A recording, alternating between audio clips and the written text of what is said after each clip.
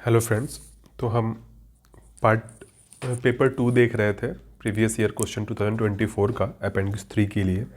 तो उस सीरीज़ में ये थर्ड पार्ट है पेपर 2 का।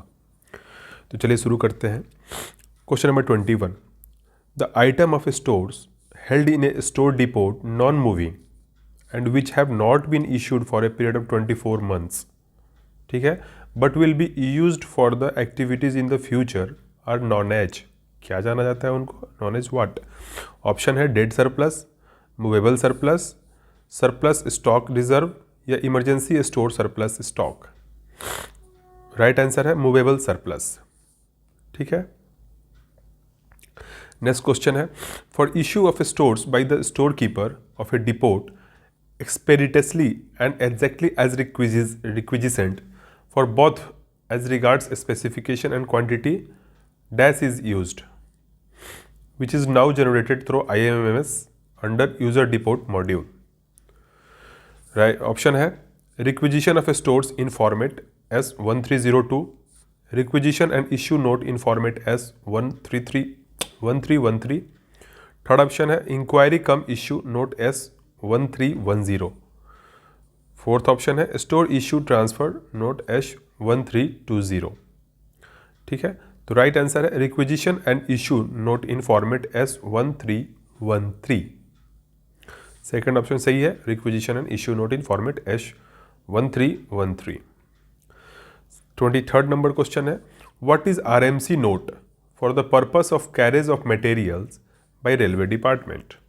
RMC नोट क्या है?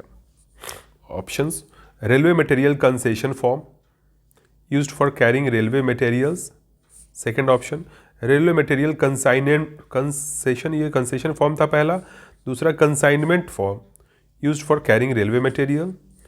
थर्ड ऑप्शन है railway material consolidation form used for carrying customers material. Carrying railway materials था दोनों में, यहाँ कैरिंग कस्टमर्स मटेरियल। या फोर्थ ऑप्शन है railway money concession form used for carrying customer commodities such as cement वगैरह जो ले जाते हैं।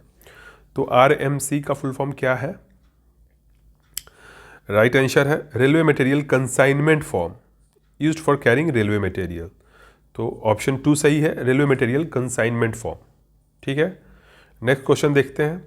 Question number 24, What is definition of scrap in Indian Railways for the purpose of inventory management? Definition of scrap क्या है? Options, purpose for which it was originally procured, item that are lying only with the scrap depots of Indian Railways.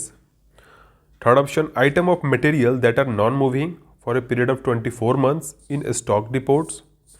Fourth option, items of material stacked alongside the track which are charged off to final head. Right answer है items of materials of different kind which is no longer useful for the purpose of which it was originally procured. तो items of material of different kinds which is no longer useful for the purpose for which it was originally procured, उसको बोलेंगे scrap। ठीक है। Next question है,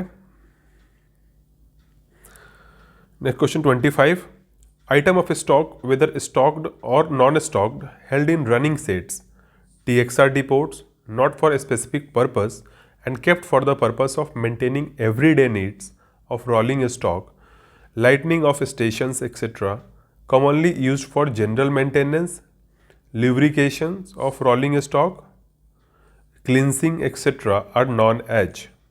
Options, consumables stores, charges of stores, impressed stores या custody stores. Right answer है impressed stores. Next question है, 2 statement दी गई है, उसमें हमें देखना है कि कौन सा स्टेटमेंट सही है, कौन सा स्टेटमेंट गलत है। तो स्टेटमेंट 1 कहता है all the articles manufactured in the workshop should be issued to store depots through material supplied to stores by workshop S1531 and numericals delagers are posted immediately. Second statement क्या बोलता है? Statement 1 था। Statement 2 क्या कहता है? The price laser और posted by the workshop account of Fisher after closure of work order of the items as per the actual unit cost of the manufactured item. Options है 1 is incorrect, 2 is incorrect, both statements are correct या both statements are incorrect. तो दोनों के दोनों statements सही हैं. both the statements 1 and 2 are correct. ठीक है. नेक्स्ट क्वेश्चन है, in the incentive schemes for workers in Indian railways workshops and production units dash are granted irrespective of their results of incentives bonus but losses during the particular month are adjustable against the profit of the same month. तो fill in the blanks में क्या आएगा? Options basic wages, basic incentives, minimum incentives या proportionate incentives. Right answer है basic wages. ठीक है. तो incentive schemes for worker in Indian railways workshops and production unit the basis wages are guaranteed. ठीक है. राइट आंसर क्या होगा? Basic wages. Question number 28. Incentive bonus to essential indirect workers and supervisors participate in an incentive bonus subject to their earnings being restricted to dash of profit earned by direct workers supervised by them. ठीक है. Option है 80% of the average, 100% of the average, 60% of the average या 50% of the average. Right answer है 80% of the average. ठीक है. Incentive bonus 80% of the average. Question number 29. Dash means a contract for a definite quantity of materials to be delivered in one or more installments. Delivery of each installments being completed by a definite date. तो ऐसे को क्या बोलते हैं? कौन सा contract बोलते हैं? तो ऑप्शन है lump sum contract, piece work contract या फिक्स्ड क्वांटिटी कॉन्ट्रैक्ट या रनिंग कॉन्ट्रैक्ट. राइट आंसर है फिक्स्ड क्वांटिटी कॉन्ट्रैक्ट, जिसमें डिफिनिट क्वांटिटी होती है. तो क्या होगा? Fixed quantity contract. ऑप्शन 3 सही है. नेक्स्ट क्वेश्चन है, incentive bonus to senior supervisors, senior engineers and senior section engineers supervising incentive section shall be paid a monthly bonus of dash amount and this bonus will be suitably adjusted to debit for the days of absence. Option है 15% of their basic पे, 25% of their basic पे या 5% of their basic पे या 12% of their basic pay. ठीक है. Incentive bonus to senior supervisors. Right answer है 15% of their basic pay. Option 1, 15% of their basic पे.